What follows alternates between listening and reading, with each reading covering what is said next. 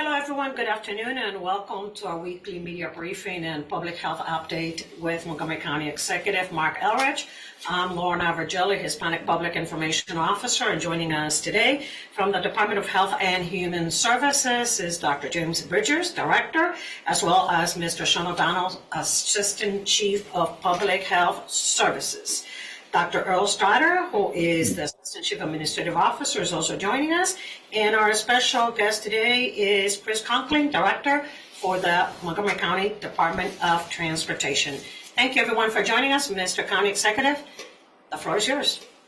Yes, I'm sorry I'm late. I could get neither of my computers to work, which was rather startling. So I'm doing this on a combination of an iPad and an iPhone. See how this goes.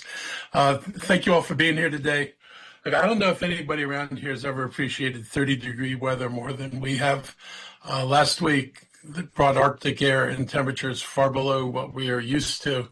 I can't remember the last time we were dealing with days where the wind chill was below zero.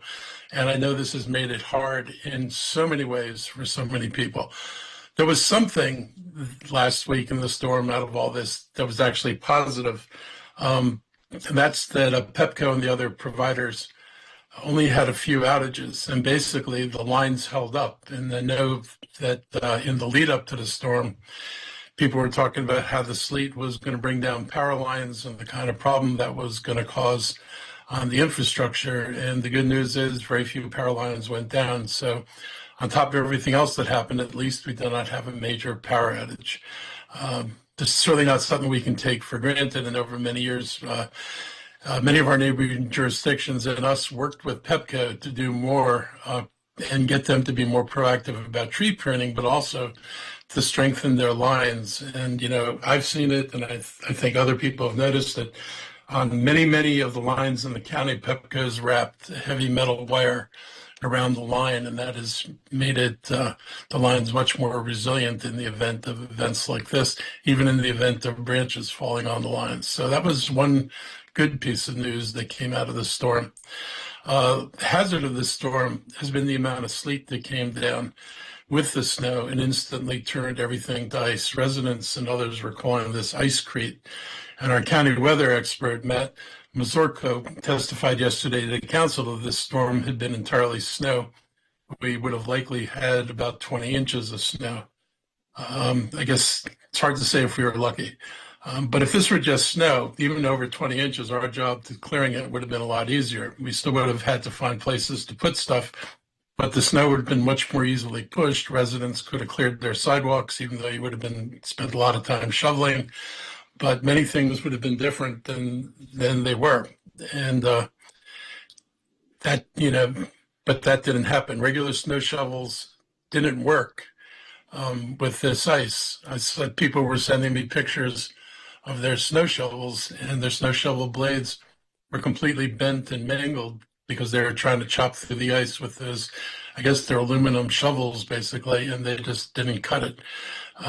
Myself, I had to go out and take one of my garden spades that had a big steel blade on it, and I was able to break through the ice. And, you know, the sad part was that I broke through the top 3 inches of it. Everything underneath was nice, light, fluffy snow. So once I had finished chopping everything up and throwing away all the ice, I was able to shovel the rest of the snow away. But people on their sidewalks often weren't that lucky.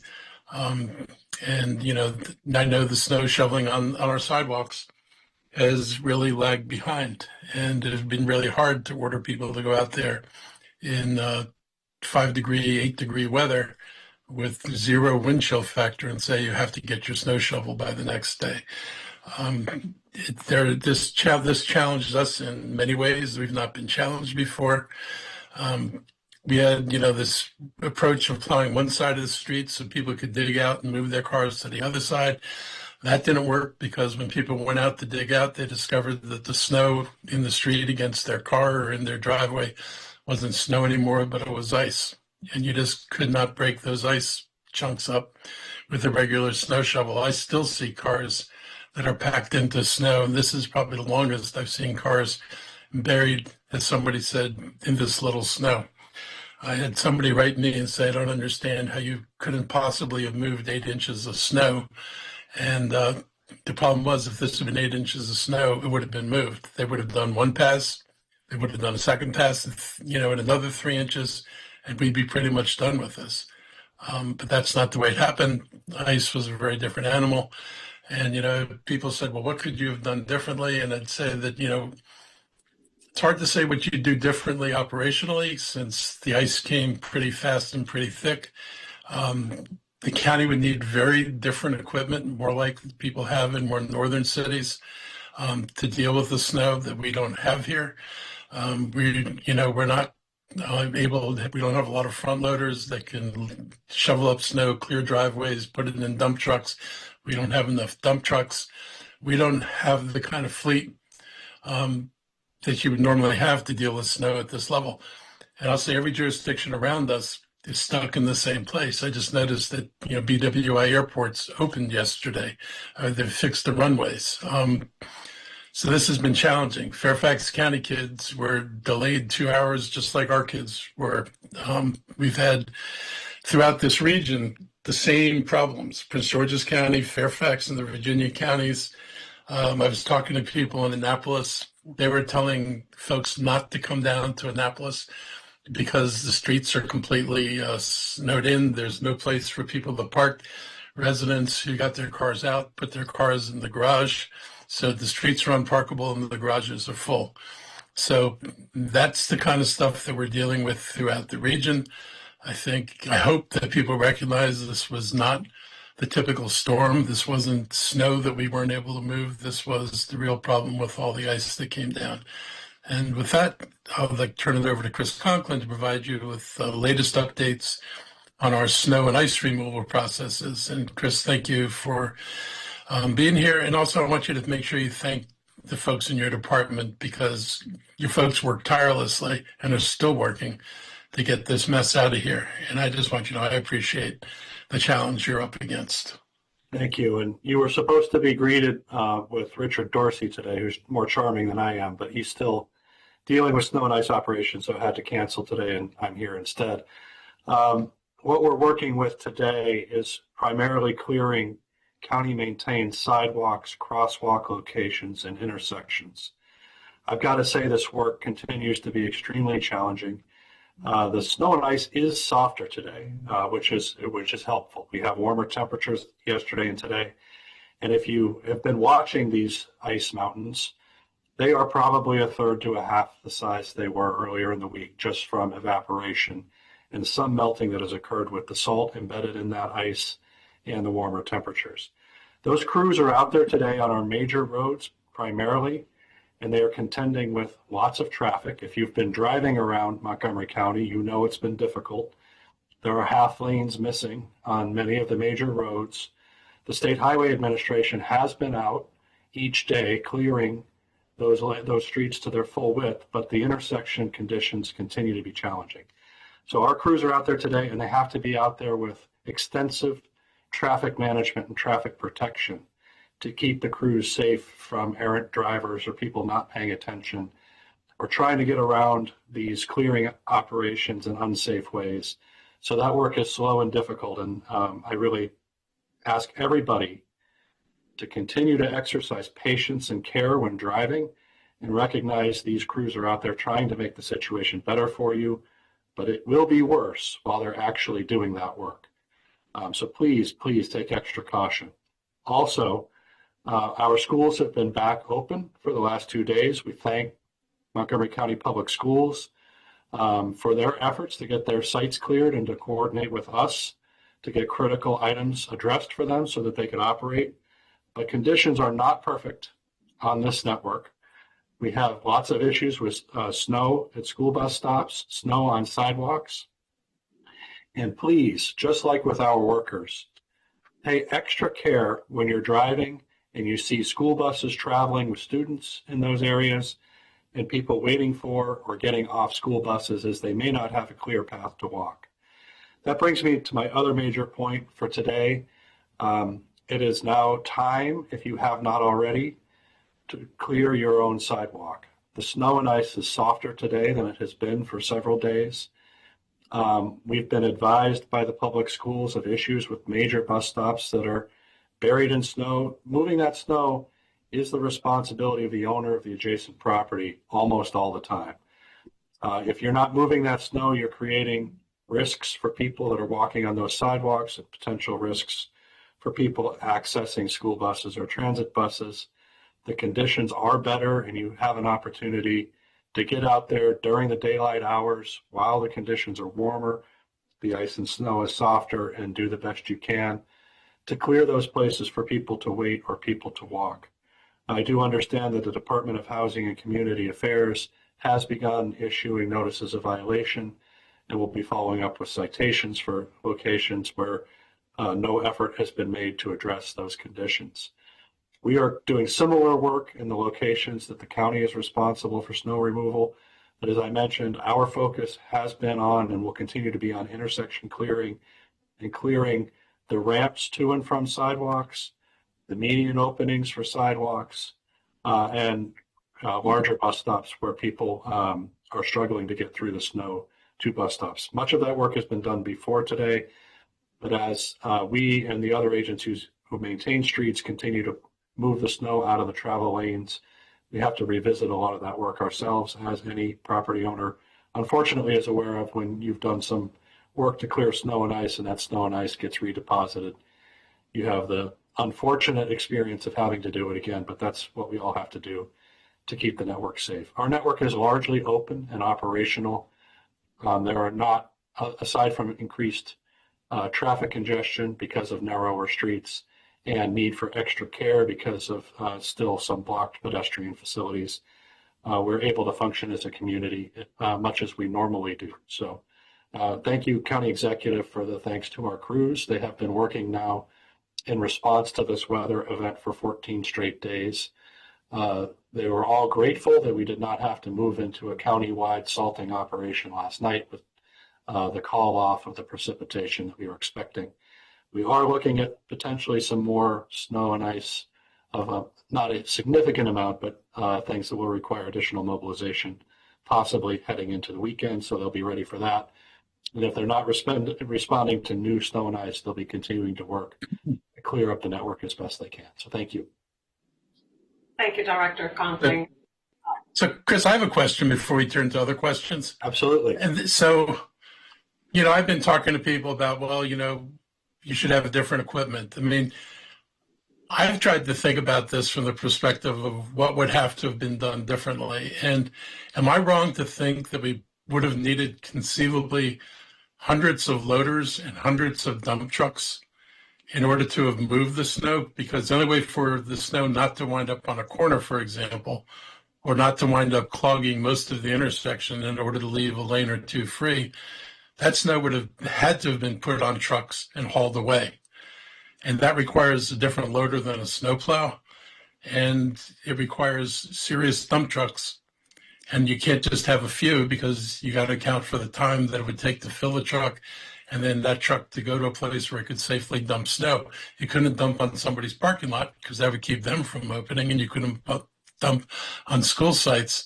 So am I right to think this would be rather enormous undertaking in terms of money to buy the equipment? If we were to... You are right. So, with our response plan, part of our response plan is to account for the suitability of equipment. In the early phases of this snowstorm, we had every conceivable piece of truck-oriented equipment out there plowing.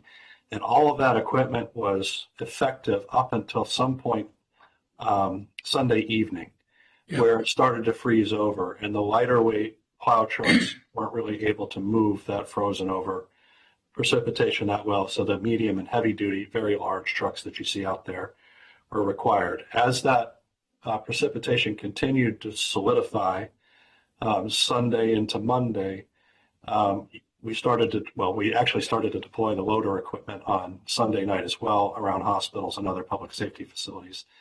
But to have moved all of that snow off the roads quickly, you would have needed, as you mentioned, an enormous fleet of hauling equipment to take it to dump sites and a very large contingent of loader equipment to move that snow into those trucks.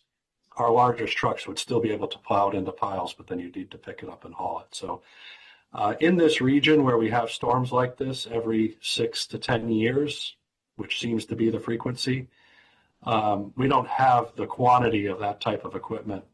But the pace would still be slow. I don't want to give the impression that even if we had an entirely different, more robust fleet, we would have been instantly through this. It still would have taken quite some time because the loading operation is much more time intensive than pushing to the side. I was looking at some of the amounts of snow in some of these streets, and it was easy to picture that one block could have filled the dump truck. Yes, we had those operations going on all through the weekend and into this week where we were clearing streets near schools in particular to try to make sure there's enough space. And, you know, you do fill up a truck pretty much in each block. So we did some calculations about the weight of snow and ice that fell on not just county streets, but all of the rights of way in Montgomery County. It was about 3 million tons of ice on our streets. So 3 million tons, it's hard to think about what that means. So in the research we were doing, an aircraft carrier is about 100,000 tons. So if you think about the size and weight of an aircraft carrier, it's 30 of those. It was 125,000 fully loaded semi-trailers of snow and ice. It was like something like 25,000 coal carrying rail cars of snow and ice. So it's an enormous quantity and weight of material. Normally when we talk about snow and ice, we talk about the volume. You know, it's this huge volume like you were describing if it had all been snow. In this case, the weight and the compactness and solidification of the material were the major challenges we had to deal with. And if anybody remembers high school chemistry, there's the conservation of matter idea. You can't create it or destroy it, but you can move it and change its phase. So normally in these events, we have the opportunity to melt this stuff. And we melt it, it flows off our streets, it flows into the storm drains, it flows through sand filters. It gets some level of treatment and makes its way into the rivers. That's not the case here. It fell and froze, there was no melting. So the only thing we could do was move it. We had no cooperation in trying to get it to melt and go away. It did evaporate some over the last few days, and the last 2 days it has started to melt. But normally that happens at the beginning of these storms, not the end.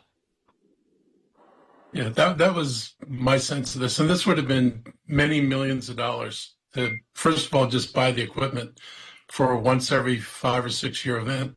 Not to mention, how would you mobilize another 1,000 drivers? More than many millions, many millions. Tens of millions? Equipment is probably $half to $750,000. And then you've got to look at how if you're going to get any other use out of that equipment. If you're not, how do you keep it operational when it's not in use? So it's a big challenge to manage. And there's been other comparisons to places like Syracuse and Michigan. Yeah. And I grew up in Boston, and in Boston, snow clearing is different. But it happens all the time. Several times a year that you get use out of that equipment. That's just not the case here. So people make other investments based on what they need to make. And I just also have to say, in those environments, after the large snow events, the roads look largely like they do here today. There's still piles of snow and ice. There's still challenges with passage, but the functioning of the communities is different, and there's a better able of the community to cope with the disruption than we have when it's more infrequent. Yeah. I was in Minneapolis in the winter when it happened to be much snow on the ground, and the sidewalks were actually 3 feet of snow packed above the ground. So you were walking elevated, and then they chopped into the snow and the ice to let people walk down to bus stops. So even there, they weren't able to get the sidewalks clean. They just packed the snow and you walked on it. Yep. But then they could count on it staying there all winter long, which is not what happens here. And there's a lot of jurisdictions that rely on creating traction with sand rather than melting with salt. Yeah. Because they know it's just never going to get above that freezing point for a very extended period of time. But that's, again, different climate generally and different practices in how they manage the snow and ice. And I mean, the one, I think, fixable thing that we take away from this is what happened with the snow tracker and with 311, where 311 forwarded it correctly to the operators. but then it also closed it out, which must have created confusion, because if you looked at the list of things that needed to be done, things that people had just called in, it seems to be simultaneously forwarded to an operator to remove and simultaneously closed out as having been done. And that's a software problem that we can fix. We have more work to do to make sure we understand everything that happened, but from what we understand, those systems actually worked as they're designed. And we've got to address the way that they're designed, because the way that 311 system is designed is we're not supposed to take a service request until we've reached a certain level of completeness in the operation, because it's very likely that any service request we received, we would have addressed through the normal course of the operation. Right. However, the message that went out didn't explain that. It said the service request was closed. What it should have said is that your request was received, we're still in normal operation. If when we're done with that, you still have a problem, please submit another service request. So we've got to address that. And the other thing we have to address that you mentioned with the snow tracker is the snow tracker is an automated system. It tracks when routes are closed out as complete, but we need to reinstate in that process a review by a manager who can assess whether what the system is reporting is matching the reality the crews are telling us, and make sure that we adjust that so it doesn't say it's complete if it's not complete. And during the course of the storm, when you and I talked with this group, I think it was midweek last week, we mentioned that we took that down because it wasn't being reliable in terms of the systematic reporting matching the conditions on the ground. And we do have to do a little bit of work over the time between now and next snow season to adjust that system so that we have a little bit more validation of the automated results before we share those with the public. Excellent. Gentlemen, let's open it up for questions from members of the media. I see hands are up already. Suzanne Pollack, Montgomery Community Media. Go ahead, you're first.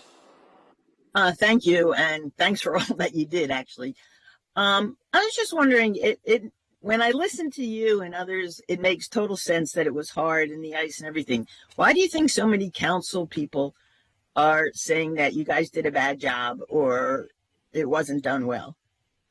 It's good politics. It's election year, you know. I challenged them to look at what we did and say, you should have done this differently, as if they would know. People mobilized. I mean, I was actually impressed. And I think you were at the press conference we did. They had already pre-treated the streets. They had everybody mobilized and ready to go. We didn't skimp on crews. Nobody said, let's not have so many crews out here. Let's not mobilize the private companies. We mobilized every resource we had and could get our hands on to do this. And when the ice came, it changed the whole nature of this. And for people on the council not to recognize that the ice, you know, fundamentally changed the nature of the storm, and not to look around them and at least say, wait, before we say you guys did something wrong, how come everybody else is closed? How come everybody else's streets look like our streets?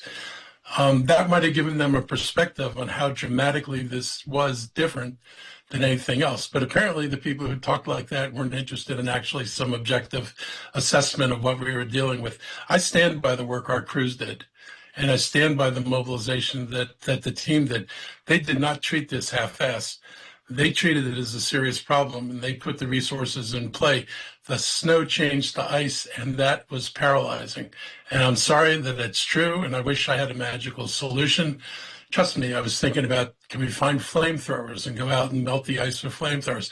It was like, what could we possibly do to deal with this? The tools we have are seriously limited, and I doubt if even in another jurisdiction that had equipment, you might have just wound up with accepting the snow on the ground and dealing with it because it's something that lasts for a long time there. They don't try to get down to bare pavement in Minneapolis or the bare sidewalks every time they get a snowstorm because they would never stop dealing with it. So I think our folks did a good job. I think you saw a lot of political acting. Thank you. Thank you. I just want to say one thing, Mr. Conklin. I happen to live near Holy Cross Hospital, and as much as we dug out every single time we were The plows came by, they dug us back in. But your driver was nice enough at one point, got out of his truck, walked up to us and apologized and said, this is the only way they can do it. And I hope you understand. And we really appreciated that, even though we still had to dig out again. Oh, I absolutely appreciate the incredible frustration with that situation. And I do wish there was something we could do to avoid it. But as the driver told you, the snow has to go somewhere and it goes to the right. And the other thing I just mentioned is I read and received, I'm not going to respond to, I promise you, but I read and received thousands of individual residents' anxiety-filled emails about not being able to get out of their house. And that anxiety is real, and I don't want to minimize it, but it doesn't change, as the county executive said, what we're able to do to respond. And trust me, this organization did everything it could to get every resident freed from their home as quickly as possible. And those residents that had pressing immediate needs, we were able to refer those to our colleagues in HHS and to the 911 emergency response service so that they could get out if they had pressing medical or emergency needs. Thank you, Suzanne. Jeannie Bixby, the banner. Good afternoon, Jeannie. Good afternoon, Lorna. Thank you. Thank you all. Mr. Conklin, I just wanted to ask, MCPS, put out this letter basically defending themselves against some of the things that were said in the council meeting yesterday. In your purview, can you talk about a little bit of what the cooperation between MCDOT and the school system looked like within the past week? Yeah, we've been, as the letter from MCPS says, and we said in the work session with the county council yesterday, we had regular coordination with MCPS on their needs. It's challenging to open the schools. I totally appreciate that. I think the bigger challenge is when we try to push the responsibility, or not necessarily the responsibility, but it is the responsibility for the outcome from agency to agency. And we're definitely trying to avoid that. I don't think schools wants to do that either. Our communication has been strong. We could have a better understanding of those critical needs earlier so that we can try to avoid further delays and disruptions to schools. And we could have a better understanding of how many different entities are involved in getting that public road network open. We're about 2/3 of the county road network, but the other third are municipalities, state highway administration, and private owners. And we don't have a lot of control over those elements, and the school system can work with all of us to try to make sure that all those critical needs are addressed. And in these sorts of events, we are never going to have conditions that allow operations like they are on an ordinary pleasant day in May. And everybody has to realize that there's got to be some flexibility and some adjustment to their operation to be able to continue as best you can through a challenging circumstance. And I think that's clear to everybody at this point.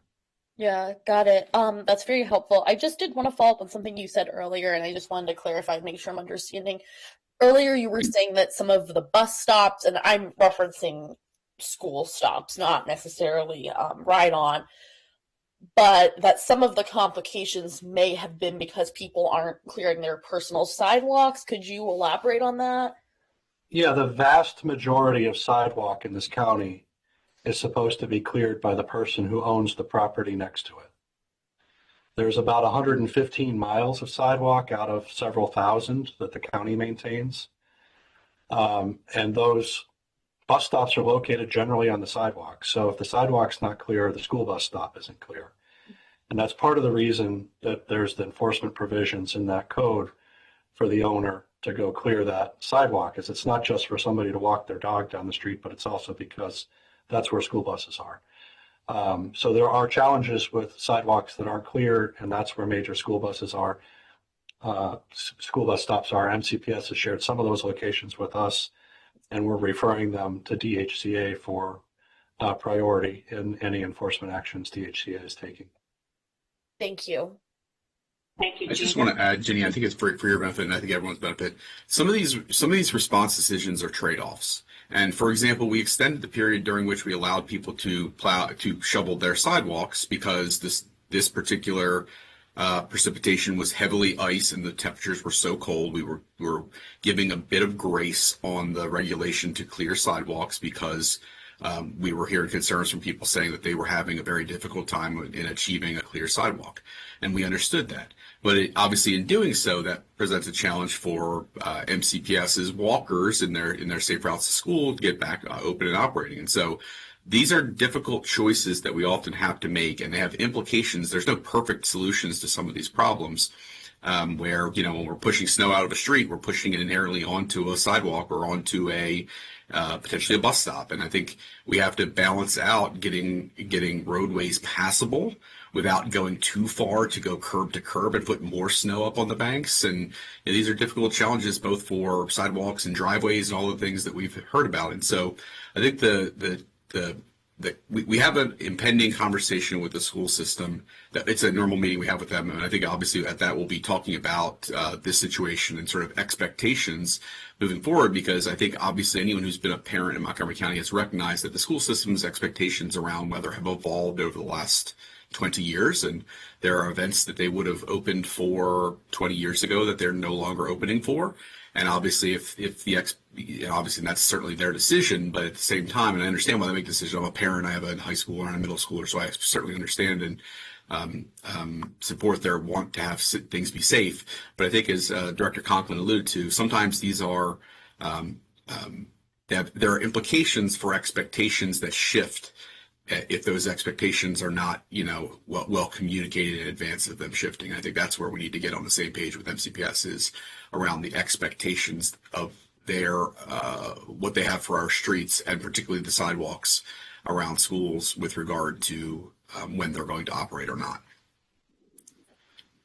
Thank you. Thank you. I just want to just add to that. I mean, I think we have a responsibility, even in telling people they need to shovel their walks, to be a little bit sensitive to the health issues. When the temperatures were in single digits and people were dealing with wind chill factors that can cause frostbite in a very short period of time, ordering everybody out to do their sidewalks could have resulted in some really challenging health situations for people.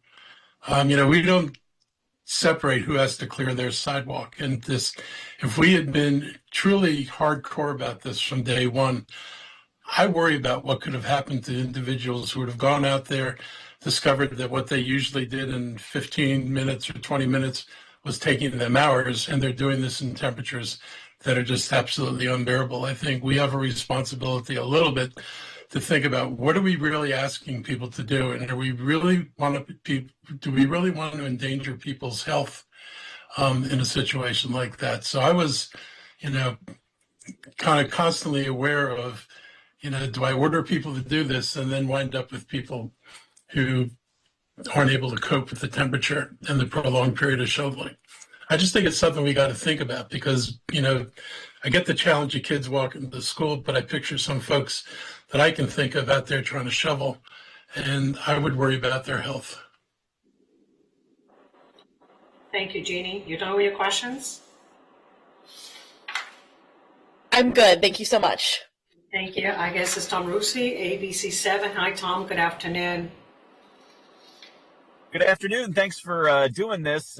My question for whoever wants to take it is, can anyone give a time frame for when things will be at least reasonably normal? I mean, I know there's been a lot of improvement over the last couple of days, but as far as, there's still a lot of, say, turn lanes missing. There's still a lot, as you mentioned, sidewalks, crosswalks, not back to normal. How long will it take to kind of fully recover and move around normally in the county?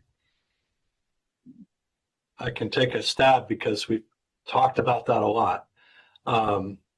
We are unable to give a firm answer for that because it depends on what happens from here in terms of weather. If we had had an inch of snow last night, we would have had a big setback. That didn't happen. So we're continuing to make progress, but we are looking still at very cold weather through the weekend. So we're going to see improvement through this week. And then when the temperature drops again, that improvement will slow. And a lot of the issues that people are talking about are the larger state highway issues. They are moving through that network, and it's hard for them too, just like it is for us. When we To go back to the schools discussion, we got a list of state highway related issues that were affecting schools. They brought in crews from other districts to help us get those issues addressed. But those crews went back to where they were working because the same issues that are here are there. So, Tom, I wish I could tell you that another 3 days, everything would be open and just like it was, but that's probably not going to be the case. And it's probably, we'll just continue to work at it and hope that the weather cooperates so that the progress is linear and we don't backslide. Next week we get into the 40s. That should clear some of this out. Tom, you Uh, have additional questions, Tom? Yeah, just wanted to ask too. I know, Chris, you said that on certain areas, concentrating on, say, crosswalks and sidewalks that you, the county, maintain. Is there any particular areas you're concentrating on the most, like, say, near public transportation, like bus stops, like you mentioned, or major intersections? What are you concentrating on the most? Yeah, those crosswalks and ramps are at major intersections. Most of the time they are actually either major county arterial to state highway intersections or state highway to state highway intersections. On those major corridors, the county clears those ramps and crosswalks, even though the state is clearing the snow off the road. Our crew today is down near the University Boulevard, Piney Branch, and New Hampshire Avenue area, working on clearing in those areas. We are trying to focus these activities where transit ridership is the highest, the housing density is the highest, and the school walking zones are most prevalent. Of course, we talk about school walking zones, that's most of the county, but there are certain areas of the county where there are a higher proportion of kids walking to schools than others. Thank you. Thank you, everyone. Members of the media, do you have any additional questions for the county executive and county officials regarding snow operations? Please raise your hands. No more questions on this topic? Thank you, Chris. Mr. County Thank you, Chris. Yep. Thank you, Crystal. I really appreciate your update, and we'll have more discussions about this, no doubt. Yeah, thank you. So last night, we had a forum about data centers, and I'm sure there'll be questions about this.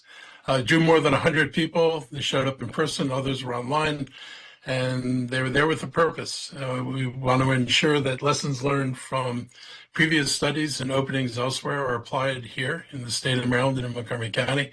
And so my team and I have developed a list of recommendations that we were able to share with the public to gather feedback and share with the county council as it develops legislation. So there's a proposal for legislation which we know needs to go forward. We want to make sure that we are gathering information from the public and public input on how they feel about the data centers. There's really clear, I think one of the clearest messages I got out of that is something I fully agree with, is there's no way in hell that the public should pay for the electricity that is needed by the data centers. The construction of those power plants and production of and the construction of lines sufficient to carry that electricity needs to be borne wholly and completely by the data centers. They are driving up the cost of electricity. We all know this. Nobody denies that that's what's happening, and the more data centers we have with that increases in supply, the more this is going to be a problem, and we can't be forced into a situation where people say, well, if you want supply, you're going to have to deal with dirty coal power plants. That's just not the way this thing should play out, and it's not the way I hope we're going to allow it to play out in Montgomery County. I hope there's a serious effort in the legislation to ensure that we do this right. Data centers, I actually believe, can be done right. I believe it's possible to deal with emissions. It's possible to deal with water. I know water is going to be one of the big issues, particularly on the facility where they plan on drawing water out of the Potomac River. It is an absolute requirement that water go back to the river, no worse condition than it was when it came out of the river, and it goes back at the same temperature that it came out of the river. That to me is like a no-brainer that we can require as we go down this road. So I expect the county to lay down some ground rules by the end of spring to prepare for the next step. Even if it's not 100% comprehensive, I do think that if the council does not feel they can get all this done in a reasonably short period of time, that we need to put a moratorium, even if it, I think, as little as 6 months, possibly a little bit less, is feasible, but that requires putting together legislation that's comprehensive and effective. I don't want to see legislation that is done really quickly with a few things that are easy to agree on and that leave, larger issues untouched. So if the council can work on that while we're in the process of doing a budget, that would be good. And I think it's worth the effort to get this right. I think, in fact, it actually has to be gotten right. None of us are going to want to be responsible for people's further skyrocketing electrical prices. And unless we deal with the power issue, that's what we're going to be responsible for. So I feel pretty strongly about the ability to do this and do it right. I'm willing to do a moratorium of up to 6 months if that needs to be done in order to buy time for the council. What I would hate to see happen is a proposal come in and get to the stage of approval where the argument will be you can't add new requirements to us after we've already addressed the existing requirements, because there are no existing requirements. No setback requirements, no water requirements, no energy requirements, none of that. So if somebody comes in and tries to lock in an approval before we put anything in place, I think that would be a mistake for us to let that happen. So the council is going to have to evaluate whether they want the time to do this right, or are they willing to risk something coming in and trying to gobble up an approval before we get legislation passed. I do think it's important that, other jurisdictions, have put in place setbacks, for example, as few as 100 feet, which I think is inadequate, to 300 or 400 feet, which makes more sense. I think one of the drafts would confine data centers to industrial zones. That would be a big step. So I think there are possibilities. And here's some of the things that, we all need to think about aside from the big one I talked about. Like I said, needs to be intended for industrial use. We have to restrict the use of diesel generators. They are dirty. And if they're there only for emergency, we've got to be sure that it's only a short-term emergency. I think there's a real preference for battery storage, and battery storage can be created. Most of these places, for example, the one in Dickerson is on a major power line. Batteries can be charged off the grid and stored, and the energy stored for when they need it. I think approving diesel generators should be on the list of last things that we allow. We have to develop, stormwater management requirements. These are large impervious surfaces. There's going to be a lot of water that's never going to see the ground until it runs off these buildings.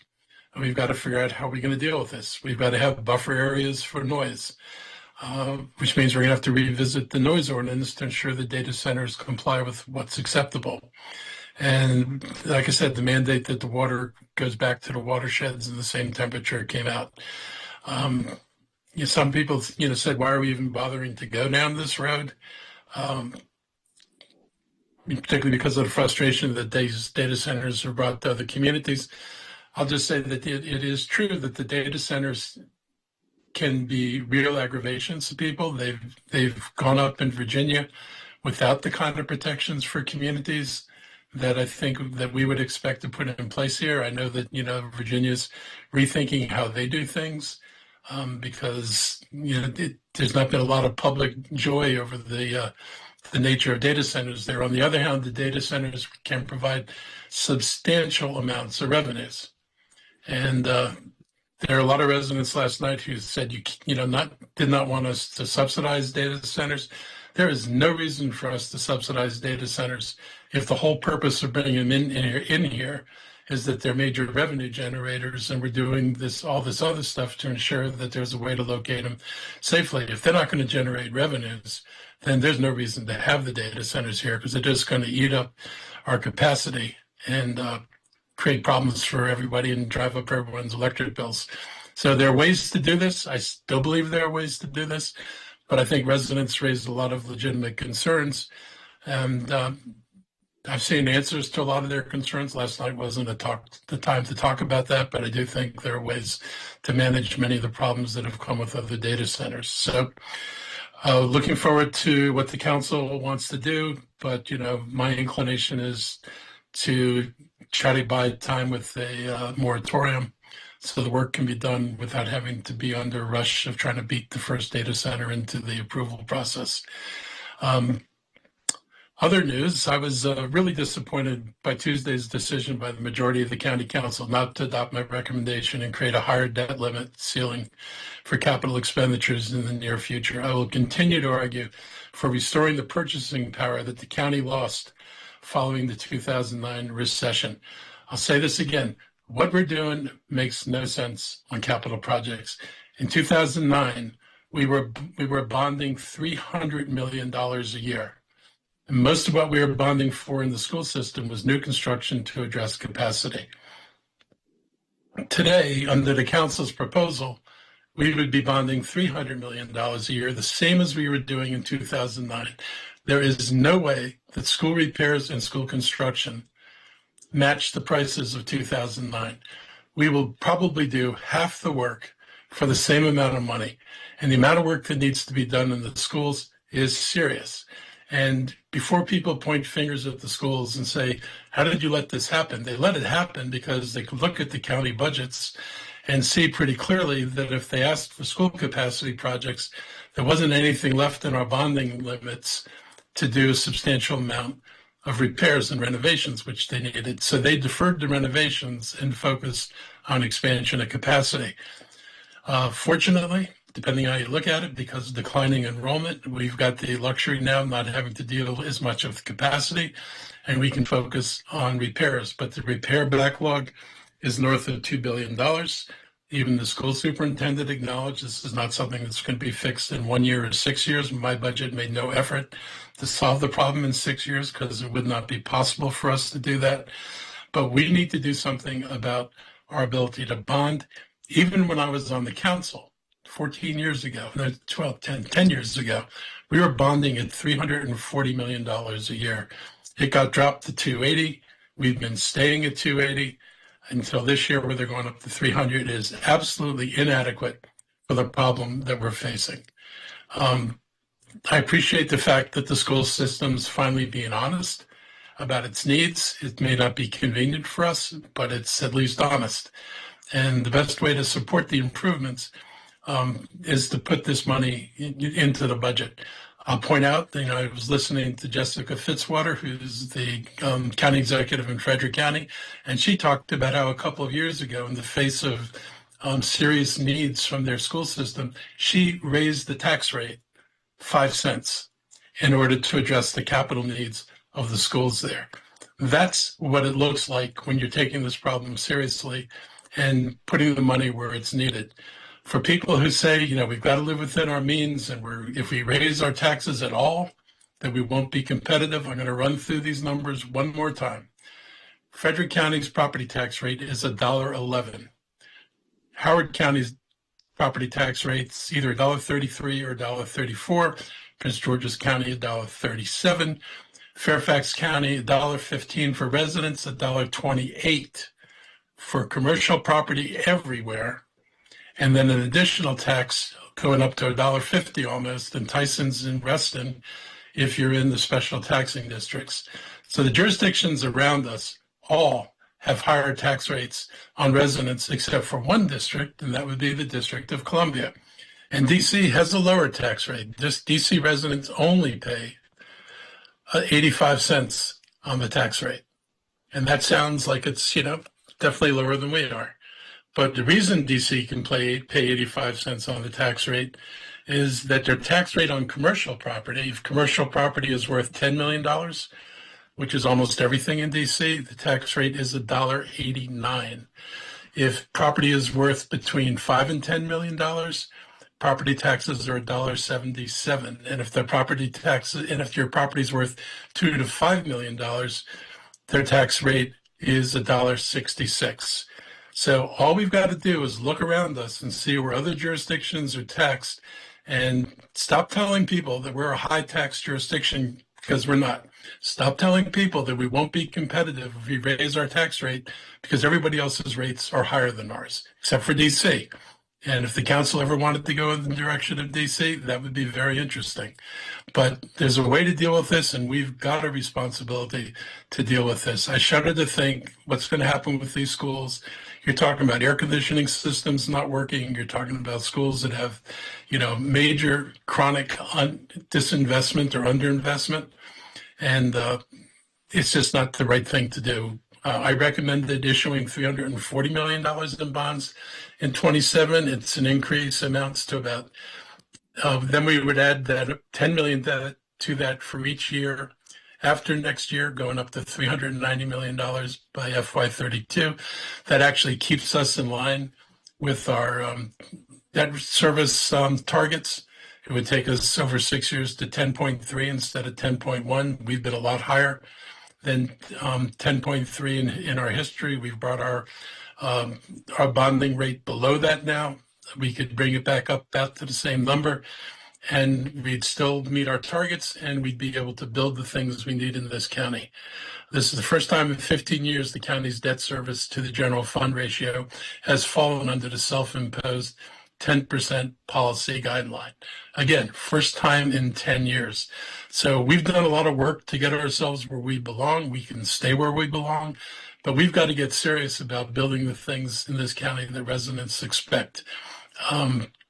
So I hope the council will think about this a little bit more.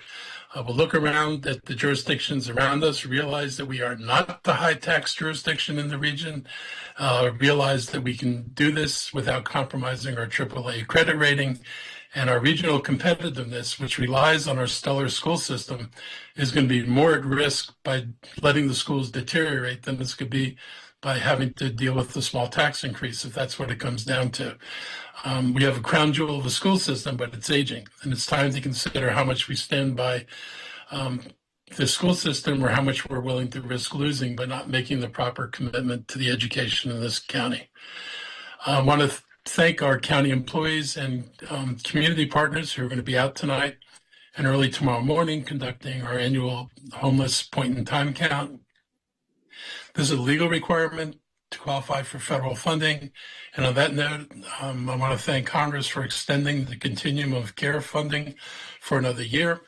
The money is essential to our permanent supportive housing program, which they tried to kill.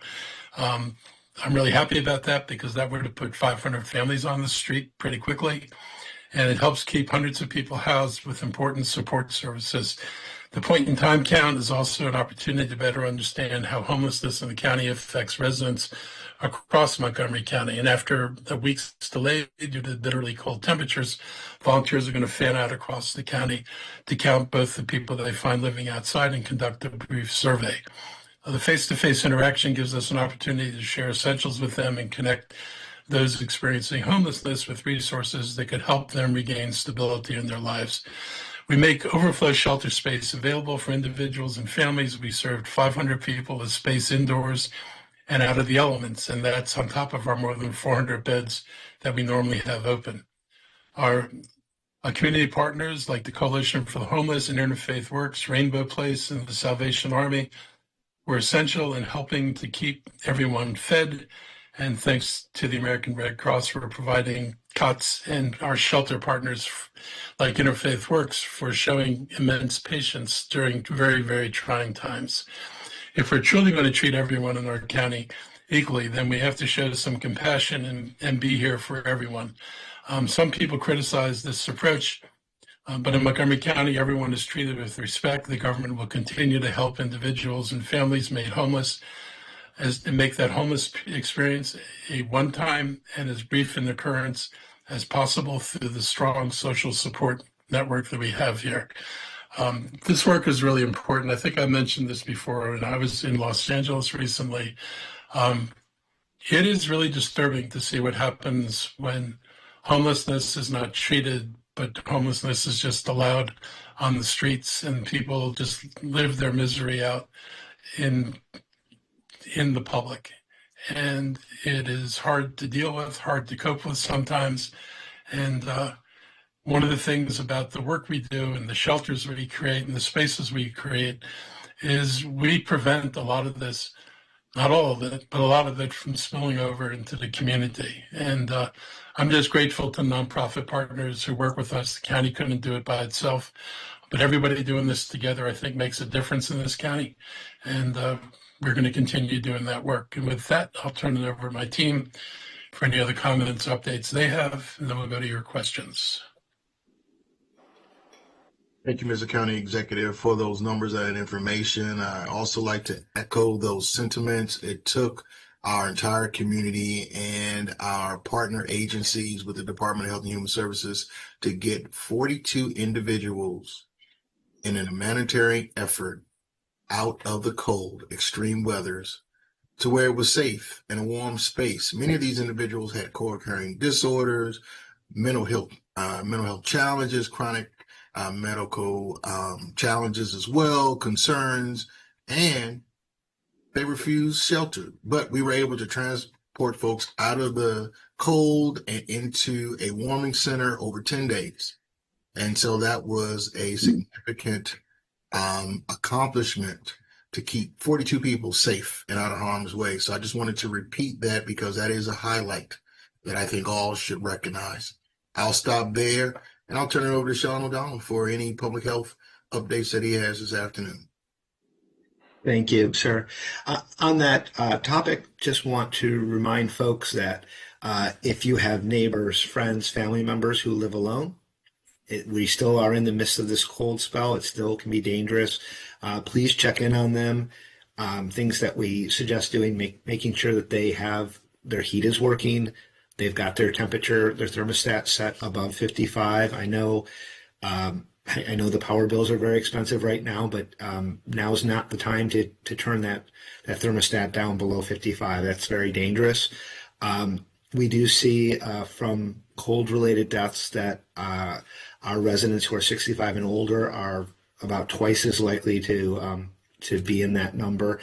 So we do suggest you check in on them. They're more likely to have difficulty with doors that could be jammed or frozen shut, falls and other things that can put them at risk when they go outside. So just a reminder for that. With relation to those respiratory diseases that we monitor and we share with you all, the good news is our hospital visits, our inpatients for the three major ones, COVID, flu, and RSV, are all receding at this point. There's still RSV going on out there. There's still some COVID going on out there, but those numbers are coming down, and that's good news. Just a reminder to folks that if you have health insurance, you've already paid for those flu shots, those COVID shots. You've already paid for it. Make sure you go and get them from one of the places that honors your insurance. And that's all we have for you today. Thank you, gentlemen. Members of the media, we're going to open it up for general questions now. I see Jack Hogan has the hand up and the camera on, the banner. Good afternoon, Jack. Good afternoon. Question for the county executive on the data center moratorium. Yeah. What exactly would this mean? Like, what specifically would be paused? The sole purpose is to not approve anything during the time that people are drawing up guidelines. You don't want to be in a position where somebody goes through a process here, right? Goes all the way through, gets all the approvals, and then somebody says, "Oh, you can't do this because we just changed the regulations." There's nothing that says don't ever come here again. Than putting somebody through a process and then saying we just changed everything. I agree with that we need to change things. So we just thought to pause it so that, nobody comes in and then discovers that we've changed things and gets upset. This way they get to participate in the process. We'll hear what their concerns are, but I think it's important to make sure we don't wind up with things approved that we don't want approved because they're not under conditions that we think are important to have. Unless the council thinks they can get it done really, really quickly and comprehensively and with community input, I think it's going to be very hard to get that done in a month or two, particularly when they're trying to do the budget. 6 months would be plenty of time to get this done, maybe 4. And would this be like an executive order? And No, I can't do an executive order. I mean, anything I did, I'd have to send over proposed legislation that council would have to pass it. I know there's some people apparently don't want to do a moratorium. So I want to hear how they're going to deal with making sure this, if they don't do a moratorium, then nothing happens that we can't undo if we need to undo it. Our residents will be really angry with us if things get approved that we otherwise would have legislated over, but didn't because we didn't take the time to do it. So I just try to guarantee we get it done right. It's still it's the council bill that'll come out. So I'm not trying to, we'll participate like they will in shaping it. But the big thing is just not get ourselves in a problem we don't want to be in. I've got a few more, but I'll let Jaylee go. Thank you. Hi, my question is also for the county executive, but this is about the bond limiting. Yeah. You mentioned County Executive Fitzwater in Frederick County and her dedicated tax for school construction. Would you consider something like that now that you know that the bond limits are not going to be what you had hoped? Yeah. I mean, it's, what she did up there, it's dedicated. We have the ability to dedicate funding for schools and we could fund it for construction. We know that their ask, it was a multi-year ask. And I didn't even go as far as the school system wanted me to go. I couldn't get to $960 million over the next 6 years. So our numbers, is a lower number. I'd be willing to lock that in as a minimum number. And at least people know the money's going to the schools and only to the schools, for that portion of the money, and it's not used for other things.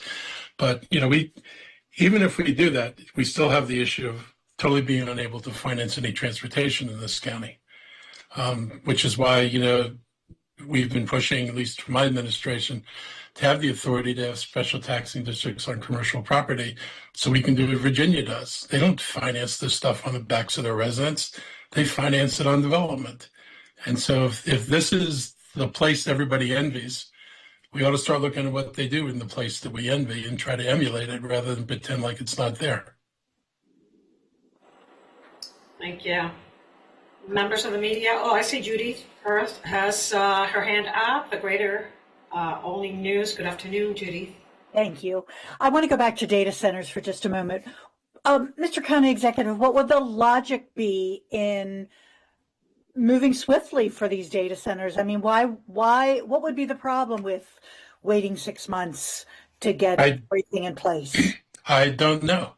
I think, the potential, owner of the data center and, owner of the property, they know this is being discussed. And I think they certainly should have gotten the sense from people that for the most part, people believe there's a way to do this. Even I believe there's a way to do it and do it in a way that's responsible. So I don't know why they wouldn't wait for that. And I don't know why they would want to start down a process, spend that much money on design or things that at the end of the day, if we wind up passing regulations that are enforceable, they would then have to change the work they did. So I think, it's fair to everybody to know what's the end game going to be. So whatever you design fits the end game. Nothing I've heard people recommend, none of the things that, people have proposed doing are things that aren't being done at other data centers all around the country. So we're talking about just grabbing the best practices from places that are tackling the same issues we're tackling, doing it in a responsible way, and everybody, I think, winds up whole out of the deal. Thank you. Excellent. Thank you. Jack, I see your hands up again. Yeah. On the moratorium specifically, is your understanding, County Executive, that this would impact the Dickerson project? It would, yes. Dickerson's not at the point that it's gone through permitting. It may have an approval from zoning, but that's not the same thing as having a shovel in the ground and having your thing permitted. And that's the important thing. Park and planning isn't going to legislate on, do you have diesel generators or gas generators? Those are issues that you put into your building code.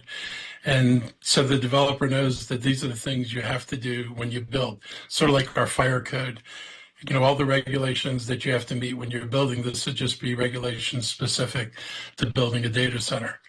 And they really belong in the code. And if the view is that it's done when it got through park and planning, then we would have no power at all, which would be a very bad thing.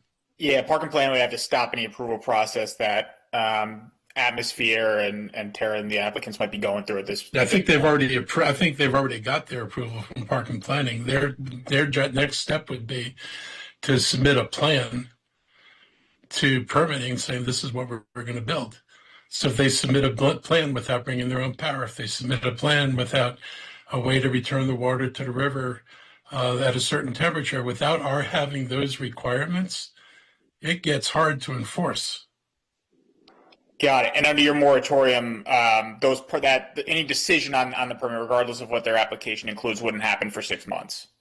Right, but they could certainly. You could look at the process as it evolved and figure out pretty quickly what's going to be in the legislation, and make sure you start building that into your plans. I mean, in a perfect world where somebody's paying attention and not trying to obstruct or wish for a different outcome, if they pay enough attention, they should be able to figure out what's going to be in the bill and start their design accordingly.